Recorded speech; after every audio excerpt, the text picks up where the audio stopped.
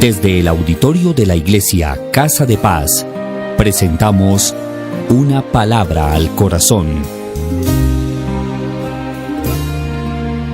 Hoy, el pastor Jesús Armando Herrera nos comparte la tercera y última parte del interesante tema ¿Qué es ser cristiano y cómo lo logro? Bienvenidos. Qué bueno verle hoy en la casa del Señor. Quiero que donde está, por favor, cierre sus ojos por un momento y me acompañe en una oración en esta hora.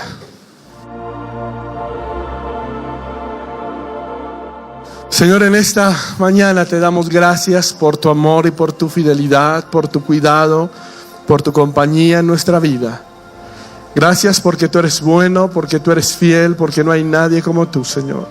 Ahora que nos acercamos a tu palabra, te pedimos que tu palabra nos hable, que tu palabra nos exhorte, que tu palabra nos aliente, pero sobre todo que tu palabra nos marque el camino por el que debemos andar.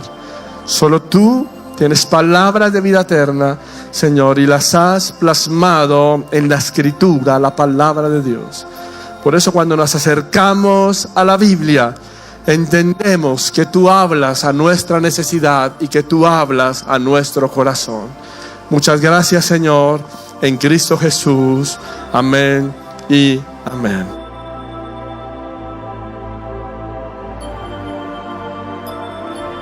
Bueno verle en la casa del Señor. ¿Por qué no le da una sonrisa a la persona que tiene a su lado y le dice qué bueno verle en esta mañana? El que tiene atrás, dígale qué bueno verle en esta mañana. Hace 15 días comenzamos un tema, ¿cómo se llama? ¿Qué es ser cristiano? Dígale al que tiene a su lado, ¿qué es ser cristiano? Amén. Hace 15 días hablamos de lo que para Agripa, vamos a ir a nuestro texto sobre el cual estamos fundamentando la pregunta, y es Hechos capítulo 26, versículo 28. Hechos capítulo 26. ¿Quién escribió el libro de los Hechos? Lucas. Lucas, para cuando usted le pregunte, no nos haga quedar mal, usted dice Lucas, el apóstol Lucas. ¿Listo? Ahora, si Lucas fue apóstol, no, bueno, esta es otra pregunta que no es el caso. Hechos 26, 28, mire lo que dice. Entonces Agripa dijo a Pablo: por poco me persuades a ser cristiano. Entonces Agripa le dijo a Pablo: por poco me persuades a ser ¿qué? Cristiano. Partimos de la base que cristianismo no es una denominación ni una religión, sino que cristianismo, para lo que interpretaba Agripa, para lo que tiene que ser para nosotros, cristianismo no es venir a una iglesia, cristianismo no es un cambio de religión, cristianismo es la experiencia de Cristo viviendo en el hogar o en el corazón del hombre. Y esta experiencia de Cristo en el corazón del hombre renueva la mente, renueva la conducta y renueva el entendimiento. ¿Está conmigo hasta ahí? Eso es lo que hemos hablado por estos 2 domingos. Cuando Cristo realmente está en usted, su espíritu, su mente y su conducta son renovadas. Y Cristo renueva su mente, Cristo renueva su conducta, Cristo renueva su espíritu, porque usted ha experimentado la gracia, la culpa, la gracia y la gratitud. Por eso concluíamos que todo lo que hacemos, todo lo que vivimos, todo lo que practicamos, todo lo que pensamos es para darle gloria al Señor. ¿Está conmigo hasta ahí?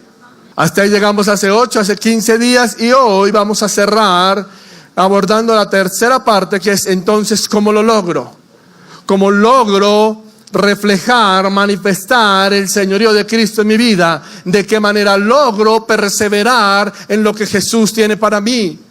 El mundo y la sociedad, de una u otra manera, nos ofrecen diferentes alternativas. Y el resultado de eso son vidas destruidas, hogares destruidos, familias disfuncionales. Pero la Biblia dice que la Escritura nos enseña que Dios para usted y para mí tiene pensamientos de bien y no de mal, de vida y no de muerte. ¿Cuándo lo creen? Dígale al que tiene a su lado, Dios quiere para usted vida. Dígale, Dios quiere para usted paz. ¿Cuánto lo creen? ¿Cómo lo logro? ¿Cómo logro permanecer? ¿Cómo logro estar parado firme? ¿Cómo lo logro? 3 consejos quiero dejar en esta mañana en su corazón. Consejo número 1, es necesario el alimento espiritual. ¿Es necesario qué? El alimento espiritual. Así como su cuerpo necesita, usted y yo necesitamos alimento espiritual. ¿Y qué es el alimento espiritual? Entonces, primero alimento espiritual. ¿Qué es el alimento espiritual? Número 1, la oración. ¿Qué es el alimento espiritual? Oración. Pero para hablar de oración, primero hablemos de lo que no es oración. ¿Se acuerdan cuando dijimos que no era ser cristiano? ¿Cuántos vienen hoy por primera vez? Gracias, mi hermano, por apoyarme. Están como, que no le pase, ¿los acuerdan los primeros 8 días de que cada que uno hace un llamado a conversión pasa el mismo? Entonces, ¿qué no es oración? Número 1, la oración no es para que Dios cumpla mis caprichos. Hay gente que piensa que la oración es la manera como obligo a Dios a que me dé lo que quiero. No. La oración no es para que Dios cumpla mis caprichos. Si usted es un hijo caprichoso, usted es un hijo malcriado. ¿Está conmigo? ¿Cuántos son padres acá? Y si su hijo le hace pataleta de yo quiero y se tira al piso y eso, y usted le cumple los caprichos, ¿qué va a hacer? Un malcriado y lo que la Biblia llama vergüenza de los padres. La Biblia dice el hijo consentido es vergüenza de los padres. ¿Sí sabe que eso dice la Biblia? Por lo menos la mía sí. Espero que la suya diga lo mismo, y para que diga lo mismo tiene que leerla. Dios no nos va a malcriar. Y alguno piensa que la oración es para que Dios cumpla mis caprichos, y a veces hasta absurdos, y perdónenme la expresión, ridículos. Es que yo quiero esto, Señor, y le hacemos pataleta y le zapateamos, y es que no vuelvo a la iglesia si no me dan lo que quiero. Pues no vuelva. ¿Será que si usted se aparta de Dios deja de ser Dios? Pero usted y yo sin Dios no somos nada. La oración no es para que Dios cumpla mis caprichos. La oración no es un método de pedir y seguir pidiendo. En estos días escuchaba una pseudo predicadora que decía, a Dios no hay que pedirle. Esta era todavía más loca. A Dios no hay que pedirle, a Dios solamente tiene que darle y darle y darle. ¿Será que eso es oración? Entonces hay gente que se dedica y desde que se arrodilla es pida y pida y pida y pida, porque tienen un concepto equivocado de la oración. La oración no es solamente pedir y seguir pidiendo, y se arrodillan 10, 15 minutos, 5 minutos y pida y se levantan y dicen ya oré. Eso no es oración. La oración no es para cumplir un requisito, tengo que orar para que no me molesten en la iglesia que no estoy orando. Entonces se vuelve una rutina la oración. Ya oro es por rutina. Eso tampoco es oración. La oración no son palabras repetidas o palabras aprendidas. No es sacar un listado y empezar a orar de una manera repetitiva, porque eso tampoco es oración. Cuando alguien dice, ¿cuál es el único modelo de oración que enseñó la Biblia, que lo dijo el Señor Jesucristo? El Padre Nuestro, Mateo capítulo 6. Y Jesús dice, mas vosotros cuando oréis, oréis así. Está usando algo que se llama un adjetivo, y está mostrando es la manera correcta de orar. Nos está mostrando o nos está tratando de dar pautas de cuáles son los pasos de la oración. No es que usted tiene que orar igualito el Padre Nuestro, sino está diciéndole de una manera adverbial qué es la manera correcta en la que usted y yo tenemos que orar. ¿Está conmigo hasta ahí? Dígale que tiene a su lado, la oración tampoco es para que se duerma más rápido. La oración tampoco es para que usted o yo durmamos más rápido. ¿Está conmigo? ¿Cuántos dicen amén a eso? Primera de Timoteo, capítulo 2, versículo 8 dice lo siguiente, se lo quiero leer. Primera de Timoteo, capítulo 2, versículo 8 dice, quiero pues que los hombres oren en todo lugar, levantando manos santas, sin ira ni contienda.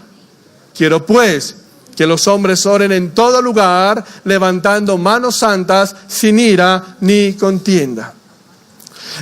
la oración es una invitación de Dios a una continuidad, a una intimidad. La oración es un llamado de Dios para conocerle, para disfrutar su presencia, para deleitarnos en Él. Quiero darle una definición de oración que me parece que es, si no la más propicia, una de las más acercadas. La oración es un diálogo entre el ser humano y Dios. La oración es adoración para expresar nuestro sentimiento por su bondad, por su grandeza. La oración es la oportunidad de confesarnos delante de Dios y reconocer que somos pecadores y que le necesitamos cada día. La oración es un tiempo de súplica. La oración es un momento donde le pedimos perdón. Pero también la oración es un tiempo de intercesión, donde rogamos por otros. La oración es un tiempo de gratitud, donde le expresamos todo nuestro agradecimiento por su fidelidad.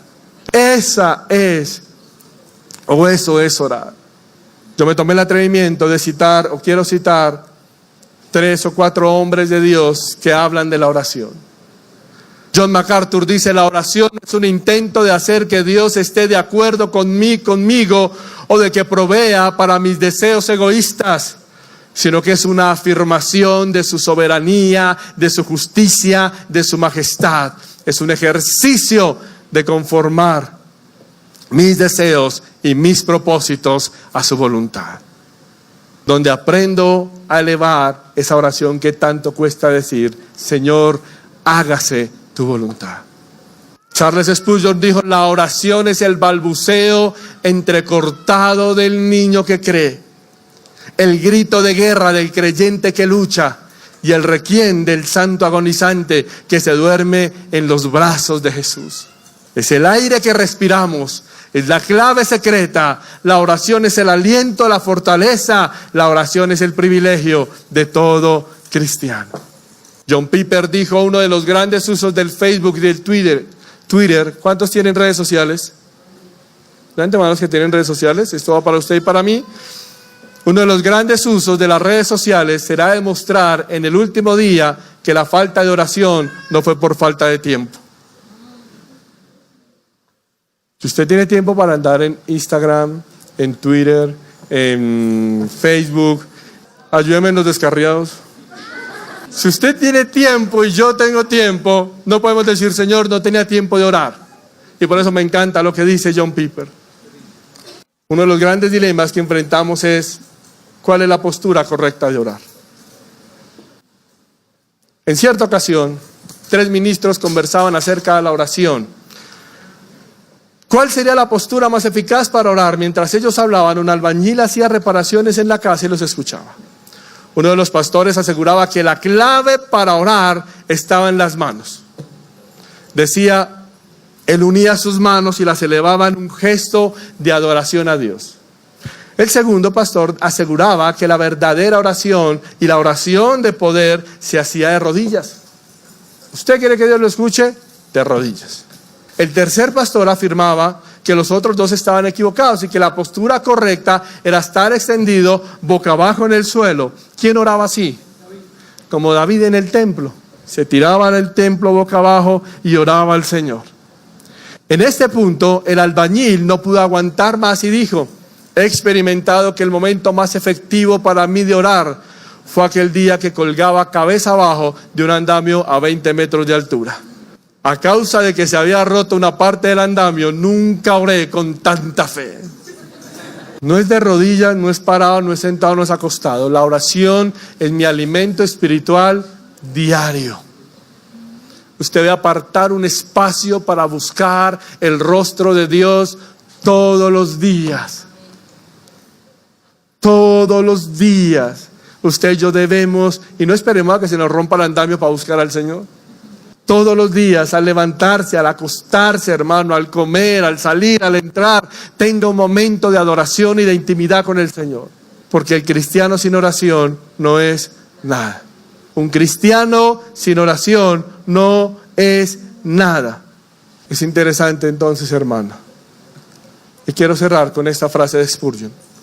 Si alguno de ustedes me pregunta por un epitafio del cristianismo, yo diría, epitafio sabemos qué es, lo que está dentro de lo que queda en la lápida. Y Spurgeon dice, si alguno de ustedes me pregunta cuál debe ser el epitafio del cristiano, yo le diría que se encuentra en una palabra: oración. Vive y muere sin orar, y tendrás que orar bastante cuando llegues al infierno. Sí, yo sé que esto no es de muchos amenes, pero alguien tiene que decírselo. Que si usted no tiene una vida de oración, va a tener una vida de pecado. Y la oración no es la muletilla mágica, la oración es el momento de intimidad con Dios diario. Por eso es que lo primero que a usted, a mí, nos va a ayudar a lograr reflejar a Cristo es el primer alimento espiritual, que es la oración. ¿Está conmigo hasta allí? ¿Está conmigo hasta allí? La oración. Número 2, la palabra. ¿La qué? La palabra. ¿Qué palabra? La que usted tiene en su Biblia, en su celular, en su dispositivo. La palabra del Señor. Un cristiano sin palabra no puede llamarse cristiano. Es así de sencillo. La Escritura dice en el libro de los Hechos, quiero leerle: y estos eran más nobles que los que estaban en Tesalónica, pues recibieron la palabra con toda solicitud, escudriñando cada día las Escrituras para ver si estas cosas eran así. Estoy leyendo Hechos 17:11. ¿Qué es lo primero que debo tener en mi vida? La meditación de la palabra de Dios. ¿Quién era Pablo? El gran discípulo, el gran hombre de Dios, el que impactó toda una cultura con la predicación. Pero Pablo iba y le predicaba a la iglesia de Tesalónica. Pablo iba y le predicaba a la iglesia. ¿Y sabe qué decía la iglesia de Tesalónica? Pablo, gracias por ese gran mensaje. Ahora vamos a ir a constatar las Escrituras para ver si lo que tú dijiste está en la Biblia. ¿A quién le estaban diciendo eso? A Pablo. El gran problema de nosotros como creyentes es que como no leemos la Biblia, perdón lo que voy a decir, creemos cuánta burrada nos predican. ¿Va a entender? Y por eso es que uno ve cómo está de maltratado el evangelio. Pero cuando usted lee la Biblia, la palabra de Dios, usted encuentra que está llena de promesas para su vida, para su hogar, para su familia, pero de igual manera llena de exigencias para que usted aprenda a crecer todos los días como cristiano. Santiago dice que la palabra, hermano, es como el espejo que me hace verme y salir. ¿Cuántos de los que están aquí cuando salen de su casa se miran en el espejo? ¿Quién no se mira? Sí, uno por eso dice, se nota que no se miró. ¿No ha pasado? Uno dice, se le nota porque no se quitó la picha, porque no se limpió la crema dental. Ah, no, perdón, a los que no le salen pichas, disculpen. Pero usted se mira en un espejo porque el espejo, ¿qué le muestra? Su reflejo. ¿Sí es así o no?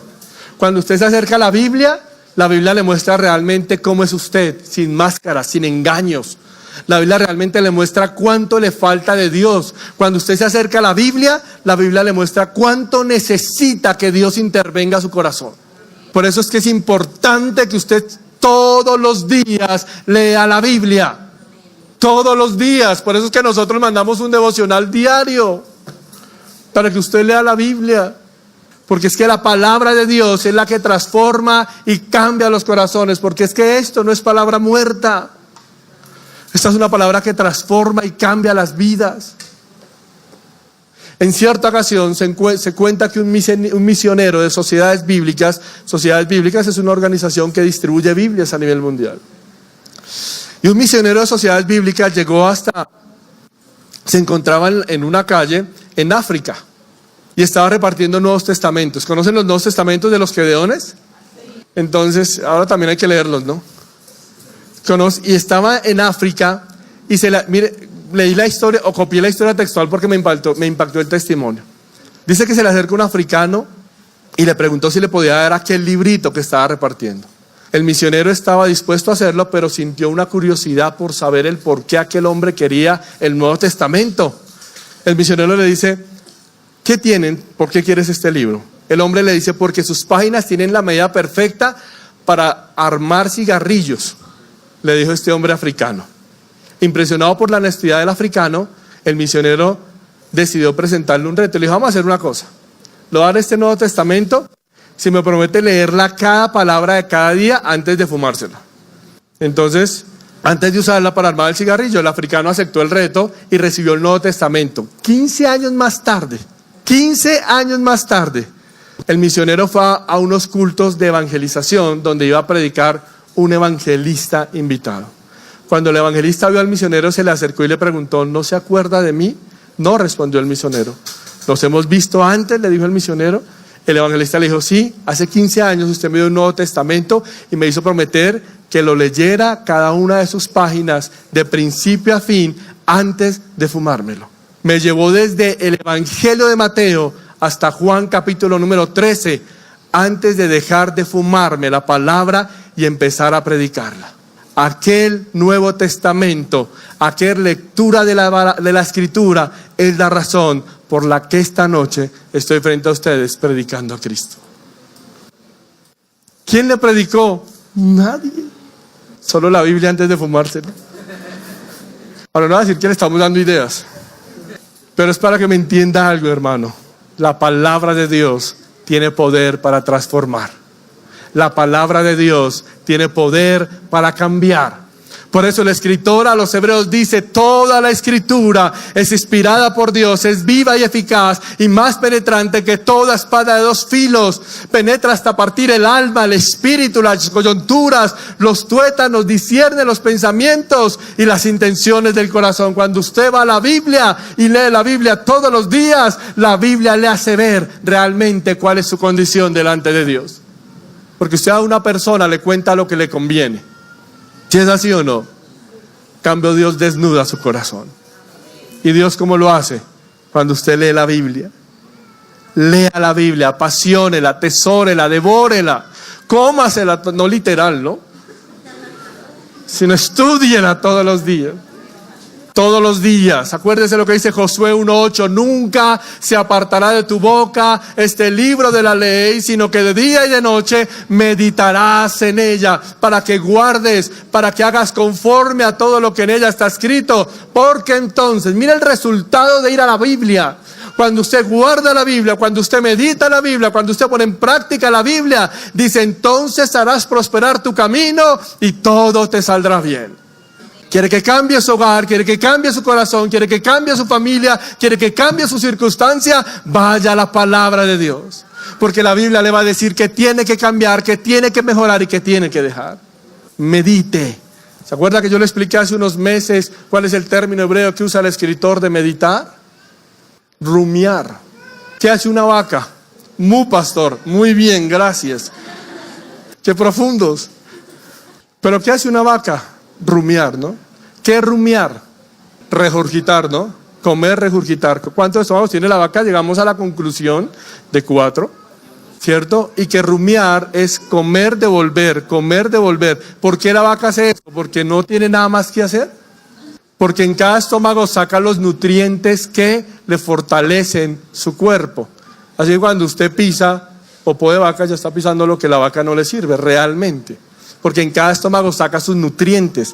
Lo que la Biblia está diciendo es: coja la Biblia y nútrase, nútrase, nútrase, porque es palabra viva. ¿Está conmigo hasta allí? Es importante. Un autor anónimo dice: la Biblia es la única ventana en este mundo por la cual podemos ver la eternidad. La Biblia es la única ventana en este mundo por la cual podemos ver la eternidad. ¡Qué verdad! ¡Qué cosa tan hermosa! ¿Quieres saber cuál es tu destino eterno? Acérquese a la Biblia y la Biblia le dirá cuál es tu destino eterno. Quiero cerrar esta primera parte con esto: el pecado te aleja de la Biblia, o la Biblia te aleja del pecado, de L. Moody. Número 1, alimento espiritual. Número 2, dígale al que tiene a su lado: la cruz de todos los días. ¿La cruz de qué? De vez en cuando me parece, cuando estoy de ánimo, de todos los días. Una de las mayores condiciones de todo discípulo la encontramos en el Evangelio. Se lo voy a leer, San Mateo 16:24. Mateo 16:24. Quiero leérselo por cuestiones de tiempo. Entonces Jesús dijo a sus discípulos: ¿cuántos somos discípulos de Jesús? Si usted dice que Cristo está en usted, reina en usted, dirige su vida, usted debe ser un discípulo de Cristo. Si usted hoy dice que Cristo no está en usted y que Cristo no reina su vida, esta es la mañana para que permita que Cristo reine su vida y cambie su condición.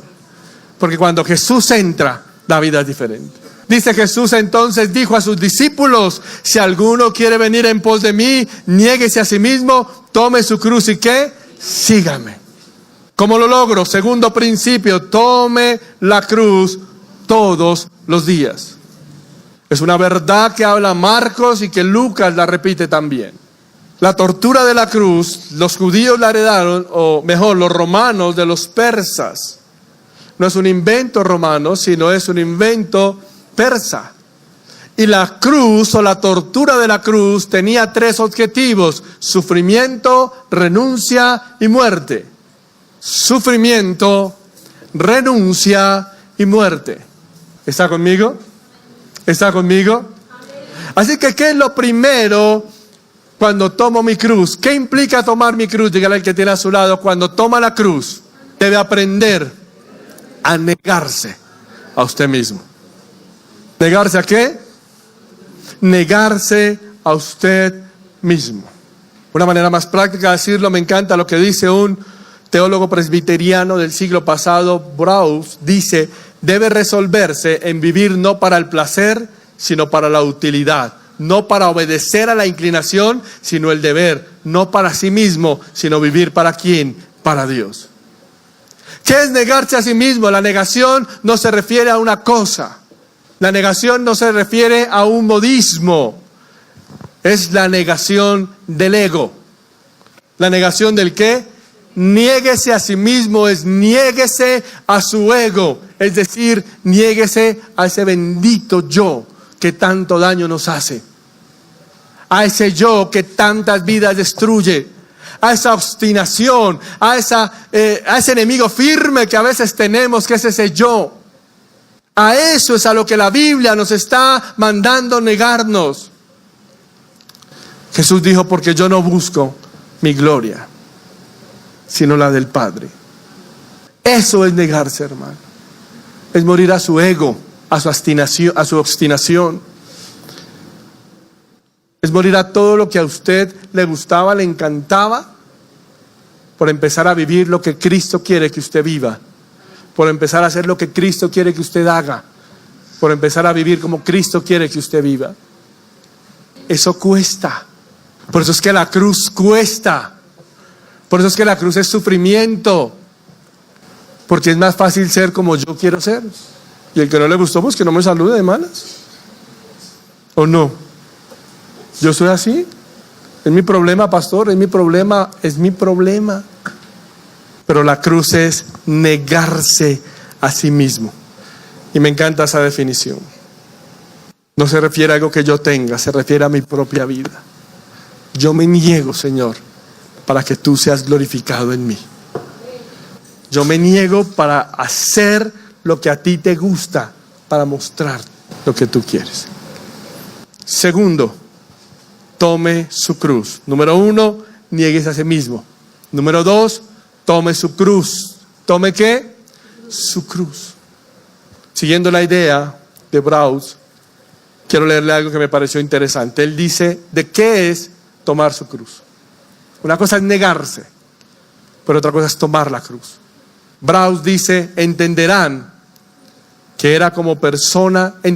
refiriéndose a los discípulos, que era como persona que iba a ser crucificada, y ellos también debían estar listos para sufrir y para morir. Eso es tomar la cruz. Dice también, ¿hasta qué punto debería uno renunciar a sí mismo? Esto es hasta la muerte, y aún hasta una muerte vergonzosa. Jesús se valió de esta misma imagen en otras 2 ocasiones. Era suficientemente clara cuando la empleó, y después de ser crucificado, él mismo llegó a ser aún más viva y solemne esta imagen, como sucedió con otras muchas partes de sus enseñanzas. Cada día debe un discípulo consentir de nuevo y aún determinar seguir adelante a través de las aflicciones y aún a través de la misma muerte. Juan Crisóstomo dijo: llevar consigo esta muerte de continuo y de día a día estar listo para ser muerto por Cristo. Eso es tomar la cruz. ¿Usted sabía que Bogotá, Colombia, es uno de los países más intolerantes que hay? ¿Sí sabía eso? ¿Y quién tiene que mostrarse muerto? Si yo cojo una persona muerta y la cacheteo, ¿qué me va a decir? ¿Por qué? Si me habla, yo corro. ¿O no? Pero si yo cojo un muerto y lo golpeo, ¿qué me va a decir el muerto? Porque está muerto. Si usted toma su cruz, que es señal de muerte y de sufrimiento, debe entender que usted no puede reaccionar como un vivo, porque usted ahora ha muerto a sus pecados, a sus pasiones, a sus deseos. ¿Esto qué habla? Una renuncia sobrenatural. Una renuncia sobrenatural. Debe entender lo que está hablando la Escritura ahí, hermano. Por eso cuando usted y yo estemos bajo presión, reaccionamos como muertos. Porque es que hemos muerto. ¿Y quién vive en nosotros? Cristo. J.C. Ryle le dijo: ser cristiano le costará al hombre sus pecados. Debe ser deseoso de abandonar cada hábito, cada práctica que es mala ante los ojos de Dios. Debe encararlos, debe reñir contra ellos, debe crucificarlos y trabajar para controlarlos sin importar lo que el mundo alrededor suyo pueda decir o pensar. Cuando usted entiende que toma su cruz, cuando usted entiende, sabe que su vida es una vida de renuncia. ¿Sabe qué le dirán? Ahora se volvió evangélico, ahora se volvió amargado. Usted antes era más chévere, usted antes era más buena gente. Pero usted se volvió. Le están lavando el cerebro en esa iglesia. Lambeladrillo. Pero usted debe entender que seguir a Cristo cuesta, pero que es lo mejor para su vida, para su hogar y para su eternidad. No es fácil, pero si usted es un hombre de oración y de palabra, va a ser mucho más llevadero. Tercero y último, ¿cómo lo logro? Número 1, con alimento espiritual. Número 2, dijimos que era negarse a sí mismo y tomar su cruz. Y número 3, dígale al que tiene a su lado: siendo maduros. ¿Siendo qué? Maduros. Dígale que tiene a su lado: madure. Maduros de carácter. ¿Sabe qué dice la Escritura? La Escritura dice en Lucas 9:62. Jesús le dijo: Jesús le dijo: ninguno que poniendo su mano en el arado mira hacia atrás es apto para el reino de Dios.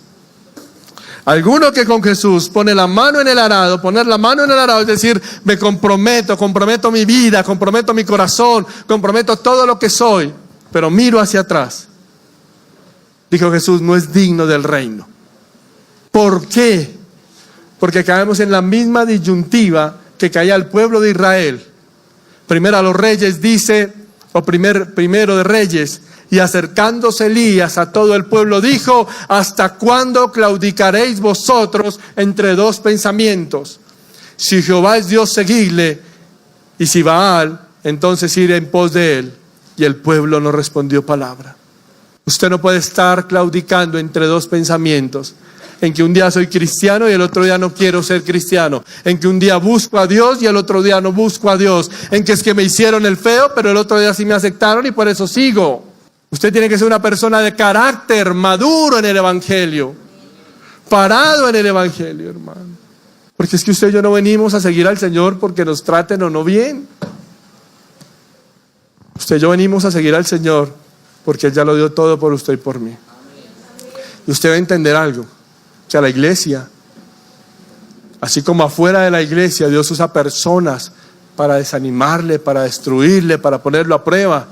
En la iglesia también, en su trabajo pueden haber pseudo cristianos que dan mal ejemplo, que lo atacan. Y no puede usted decir: Señor, ¿para qué ser cristiano entonces? persevere. Por eso es que no podemos dejar, hermano, que la falta de dejar a Cristo sea lo primordial en la vida del ser humano. Pero cuando una persona es madura en el Evangelio, ¿y cómo se crece? Por la oración, por la palabra, por el negarse a uno mismo, por morir todos los días. Así se coge madurez en el Evangelio. Así se madura en el Señor. Así se madura. ¿Qué tal como pastor entonces, que si hay gente que no le caigo bien? Ay, Señor, ¿para qué me llamaste como pastor? De malas para ellos. ¿Yo qué puedo hacer si sigo al Señor? ¿Sí me va a entender? O sea, usted no puede congraciarse por la gente, por no estar y decir, Señor, ¿pero por qué? Usted es firme y parado en el Señor. Madure. Si Dios le da un ministerio, valórelo. Si Dios le da un llamado, valórelo. Si Dios le da un talento, valórelo, trabájelo, desarróllelo. Pero no haga lo que habla el Evangelio de Juan. Dice la Biblia que iba Pedro con Jesús y que Pedro le dice al Señor, Señor, está bien, somos parceros, estamos muy bien, pero tenemos un problema. ¿Qué con ese que nos está siguiendo de lejos? Porque es que a veces uno se dedica a mirar todo lo que los demás hacen. Es que míralo a él, Señor, es que mira a ese cristiano, es que mira a ese pastor, es que mira a esa iglesia. Y Pedro le dice al Señor, Señor, mira, ¿qué hacemos con ese que nos está siguiendo como tan sapo, tan metido? Solo somos tú y yo, Señor, nadie más. ¿Y qué le dijo el Señor? Está en la Biblia, por lo menos la mía, la que leo. ¿Qué dijo el Señor? Ay, Pedrito, tan lindo tú. Gracias por andar pendiente de las cosas. Y apartémonos de esa chusma, quién sabe quién será. ¿Sí dice eso la Biblia? Dice que Jesús le dijo, ¿y a ti qué? Pedro, ¿y a ti qué? ¿Sabe qué le dijo Jesús? No seas sapo. ¿Y a ti qué, Pedro? Si yo quiero que él quede hasta que yo vuelva, no te metas. No es tu problema. Si me vas a seguir, Pedro, sígueme sin mirar lo que hagan los demás. Si vas a estar conmigo, Pedro, hazlo sin mirar lo que hagan los demás o no. Dedícate a seguirme, a ser fiel y a entender que Él es el único. ¿Está conmigo? Pero el inmaduro de carácter, estás mirando ese sí, ese no, ese sí, ese no. ¿Por qué, Señor? Por eso dígale que tiene a su lado madurez de carácter. Quiero cerrar contándole algo de Policarpo de Esmirna. ¿Cuántos han escuchado hablar de un hombre llamado Policarpo de Esmirna? Policarpo de Esmirna es del año 155 después de Cristo. Y quiero hablarle algo de él para cerrar.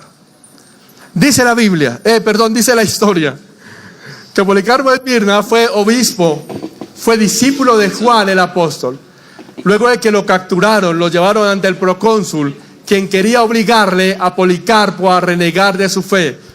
Para esto el procónsul le dijo a Policarpo de Esmirna, lo voy a lanzar a los leones. Pero al ver que esto no le asustaba, el procónsul propuso quemarlo vivo. Y mire lo que le dice Policarpo de Esmirna. Le dijo, ¿me amenazas con un fuego que dura 1 hora y luego se apagará? Y te olvidas que viene un juicio venidero del fuego eterno en el que arderás para siempre con los impíos. Pero a que tantas palabras, le dice Policarpo, ejecuta pronto en mí tu voluntad, y si hallas un nuevo género de suplicio y maltrato, pues estrénalo en mí hoy. Entonces el procónsul lanza al fuego a Policarpo de Esmirna. Y mientras Policarpo está siendo quemado, dice la siguiente oración: oh Señor Dios de los ángeles y de los arcángeles, nuestra resurrección y precio de nuestro pecado, rector de todo el universo y amparo de los justos, gracias te doy porque me has tenido por digno de padecer martirio por ti, para que de este modo perciba mi corona y comience el martirio por Jesucristo en unidad del Espíritu Santo. Y así acabó hoy mi sacrificio, y pueda haber cumplidas tus promesas. Seas bendito y eternamente glorificado por Jesucristo, omnipotente, eterno, y todo se ha dado con Él y el Espíritu Santo por los siglos. Y gritó: amén. Policarpo Esmirna no se puso a decirle, Señor, pero ¿por qué a mí si soy tan bueno? ¿Por qué no cogen al del lado? Ese es más mal cristiano que yo. Ese tiene pecados guardados. Yo soy tu hijo, Señor. Fue un hombre que entendió que tenía que madurar en su carácter y seguir a Jesús. ¿Por qué no cierra sus ojos donde usted está, por favor?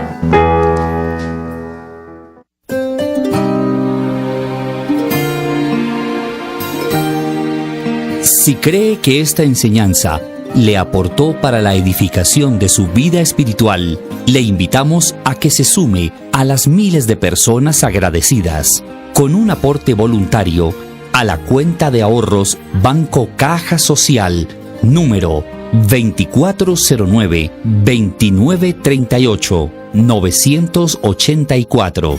Ahorros Banco Caja Social, a nombre de Iglesia Cristiana Casa de Paz. Esperamos tu aporte. Conoce más de nosotros en nuestro fanpage de Facebook, Casa de Paz, Iglesia Cristiana. Iglesia Casa de Paz. Más que una iglesia, una familia.